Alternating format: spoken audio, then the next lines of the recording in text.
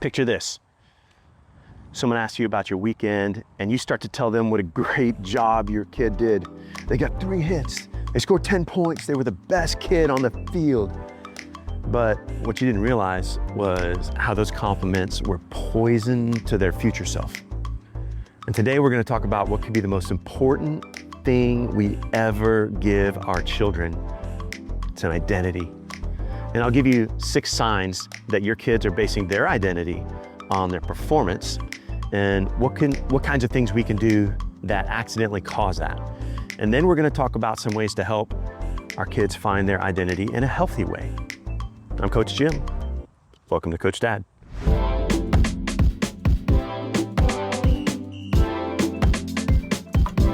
Welcome to CoachDad, the show for dads, coaches, and sports families trying to lead better at home, in the stands, and on the field.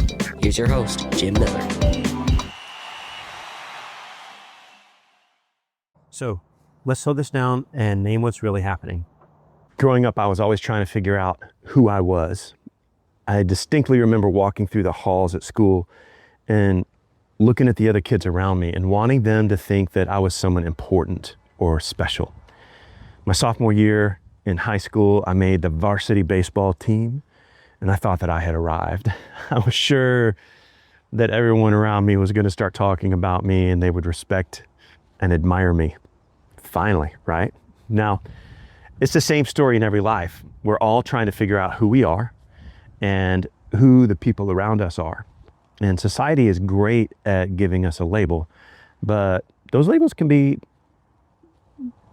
pretty tough. You've probably worn some of those labels before, like fat, a waste of space, skinny, unpopular, super popular, right? Awkward or weird, a failure. And we've all seen it before, and we've all been there before. You seen this before? Your kid has a great game.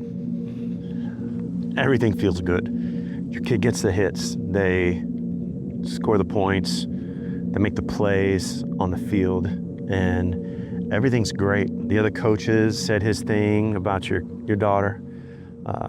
The other parents are smiling and patting her on the back. The ride home is a party. But then there are other days. Maybe it was a strikeout or a botched play, or they sit the bench, or worse, they make a mistake that costs the team dearly. And now the whole world feels different. And that's when we have to ask, is this just a kid learning how to handle failure? Or is this a kid trying to define themselves by how they play the game? Because those are not the same thing. So dads, what we may not have realized is that true identity is not something that we really, honestly, we make for ourselves. It is something that's given to us by our family, by our community, but mostly it's given to us by God. It's the name that we call ourselves in our thoughts.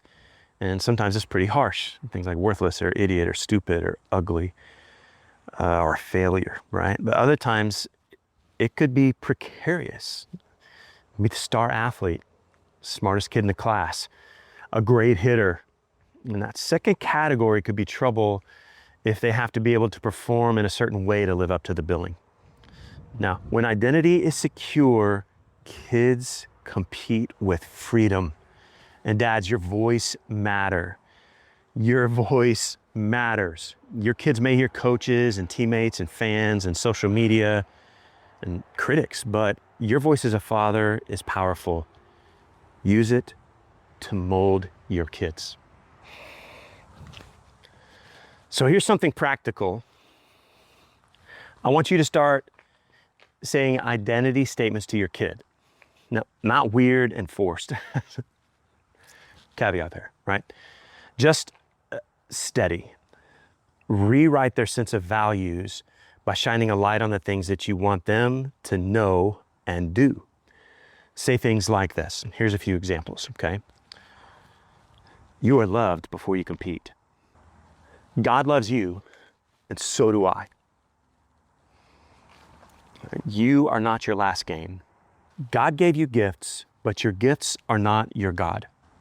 I love the person you are becoming more than the player that you are becoming. Your value does not rise and fall with your stats. I love watching you play, but I love being your dad more. Or, I saw you hustle and that made me smile. You were the first person off the bench to high-five that kid that made a great play. Now, I saw that you kept playing your hardest even when the game was out of reach. And what you may not realize is that true identity is not something that we make for ourselves. It is something that is given to us by our family. Here are 6 signs that the sport may be carrying more weight than they were meant to carry. Number 1, your kid's mood depends on how they played. Now, this is different from having a bad game and being sad because they struck out. This isn't so much about learning to deal with failure. It's something more and deeper than that. So number 2, if they're injured or if they can't play for some reason, they feel like they're not themselves. Number 3, if your kids are constantly in a mode of comparing themselves to the kids around them, then there might be a problem. Number 4, if your kids are afraid of making mistakes because they are scared to disappoint you, there may be an issue. And you can tie in with that at a certain age, our kids shouldn't be looking in the stands at us between plays over and over again, right? They should just focus on the game and on their coaches. And they shouldn't look at us between pitches or as they're running down the court or after every play, while the teams are in the huddle and coming out of the huddle, they look up in the stands, and that's a problem, right? Number 5, if life outside of sports seems less important than what happens on the field, then take a step back and re-examine those priorities. And then number 6, and this kind of relates in some ways, but if conversations around sports center on performance, then that could be a potential issue. So if you're only talking about their games and talking about how many points they scored or whether they did a good job, of catching the ball or, any of those kinds of things, if it's only performance related, then that's an issue, right? Now, dads, this is where we have to be honest. When we talk about the success on the field, what are the things that we praise? When you define success for your kids, are you talking about batting average or about hustle? Are you talking about points scored or the time they helped another player up? Are we talking about passing yards or about servant leadership? Most of the time, we talk about stats before character and playing time before humility. And that's a problem because the thing that we celebrate most teaches our kids what we value the most. And that doesn't mean that we can't celebrate the big moments, the big game. We should enjoy them, cherish them, cheer and be proud. But make sure that your child knows that you see more than the stat line. So here's the challenge for this week. Be intentional about what you celebrate. Be intentional about what you ask first after the game, and be intentional about whether your child is going to feel like they're only as good as their last performance. If this made you think of another dad, then do us both a favor and send it to them. A lot of kids are carrying pressure that they don't know how to explain or deal with. And sometimes one conversation with another dad can really help.